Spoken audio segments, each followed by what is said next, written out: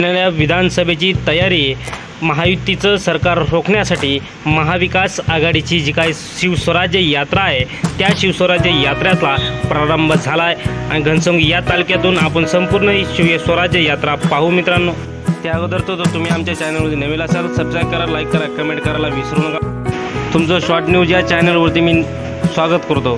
खऱ्या अर्थाने जर विधानसभेला सुरुवात झाली आहे मित्रांनो आणि विधानसभेला सुरुवात होत असताना विविध पक्षाची जी काही प्रचार सभा आहे त्या प्रचार सभा लागण्याची तयारी आहे आणि याचमध्ये महाविकास आघाडीनं शिवस्वराज्य यात्रेला प्रारंभ केला आहे। या घनसंगी तालुक्यामधून येत्या नोव्हेंबर महिन्यामध्ये विधानसभा निवडणुका जाहीर होणार आहे, त्यासाठी विविध पक्षाच्या लोकांनी आपल्या प्रचार सभा घ्यायला चालू केलेली आहे। ही शिवस्वराज्य यात्रा अनेक ठिकाणी झळकणार दिसणार।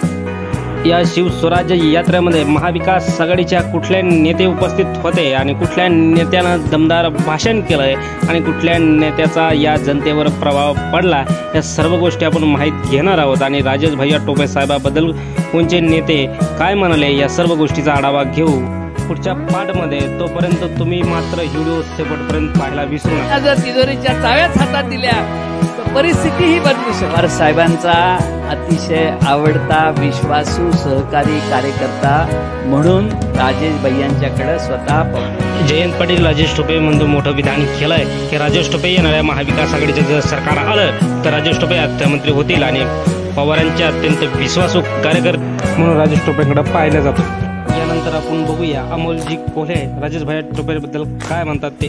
आज या घनसंगी तालुक्यामध्ये प्रचंड गर्दी आहे। ही गर्दी सर्व भैयासाहेबांवर प्रेम करणारी गर्दी आहे। ही लोक कुठून पैसे देऊन आणणारे नाही तर महाविकास आघाडी आणि घनसंगी तालुक्यातील टोपे आमदार भैयासाहेब यांच्यावर प्रेम करणारी ही गर्दी आहे आणि ही गर्दी कायमस्वरूपी वाढत जाणारी आहे। भैयासाहेब तुम्ही आजच जिंकला आहात आणि भैयासाहेब पवार साहेबांचे जे काही विश्वासू असल्यामुळं महाविकास आघाडीचा सत्ता येणार आणि राजेश भैया टोपे साहेब अर्थमंत्री होणार।